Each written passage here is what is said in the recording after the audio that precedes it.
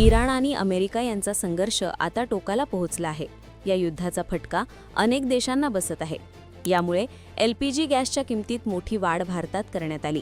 व्यावसायिक सिलेंडर बंद असल्याने हॉटेल व्यावसायिक संकटात आहेत. इराण आणि अमेरिका युद्धात मोठा फटका जगातील अनेक देशांना बसत आहे.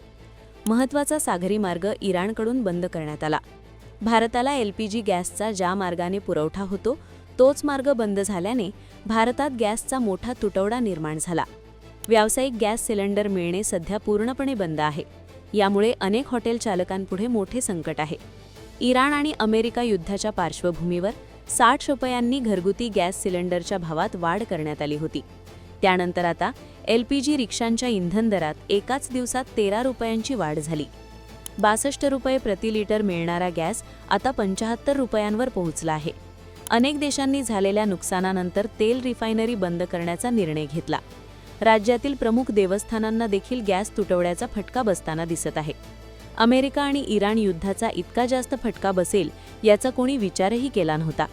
जगात कच्च्या तेलाची आणि गॅसची मोठी समस्या निर्माण झाली. इराण आणि अमेरिका युद्ध लवकरात लवकर थांबवावे अशी मागणी केली जात आहे. मात्र हे युद्ध काही थांबवण्याचे नाव घेत नाही.